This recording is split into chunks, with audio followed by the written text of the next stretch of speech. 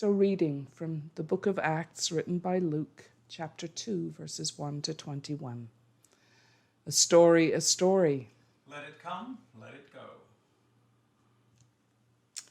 So when the festival of Pentecost had arrived, the disciples of Jesus were all together in one place.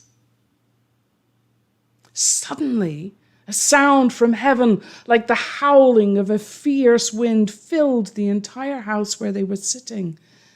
And they saw what seemed to be tongues of fire. Des sortes de langues qui ressemblent les flammaches. These tongues came and rested on each head of those gathered. And they were filled with the Holy Spirit.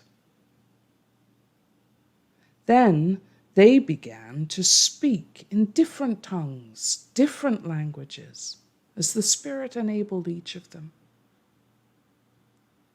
Now, because of the festival, there were faithful Jews from every nation under heaven who were in Jerusalem. And when they heard the sound, the wind, the speaking, a crowd quickly gathered, confused and mystified at what they were hearing. Because wherever they were from, they could each hear their own language being spoken. Hey, aren't the ones speaking all Galileans? How then can each of us hear our own mother tongue? We're Parthians, Medes, Elamites, inhabitants of Mesopotamia, Judea and Cappadocia, Pontus and Asia and Phrygia, Pamphylia, Egypt, and the regions of Libya as far as Cyrene, as well as visitors from Rome, both native-born and convert, not to mention folk from Crete and Arabs.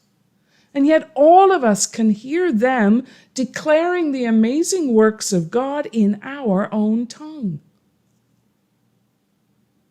Now some of the crowd were stupefied, but others were more derisive, saying, "Oh, they're just drunk on new wine." Then Peter, standing with the 11, raised his voice and proclaimed to the crowd, "Residents of Jerusalem and all you visitors, we're not drunk as some of you are saying. It's only early morning after all. No, what you are witnessing is just as our prophet Joel has written. Remember? He wrote, 'In these days, these last days, God declares, I will pour out my spirit on all people. Your sons and your daughters shall prophesy. Your young will see visions, and your elders will dream dreams. Indeed, upon my servants, men and women, I will pour out my spirit, and they will prophesy. I will cause wonders to occur in the heavens and signs upon the earth, blood and fire and pillars of cloud and smoke, and the sun will be obscured and the moon turn blood red before this great and glorious day of the Lord comes. And then all who call upon the name of the Holy One, they will be saved.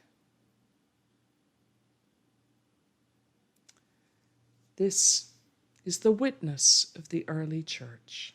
Thanks be to God.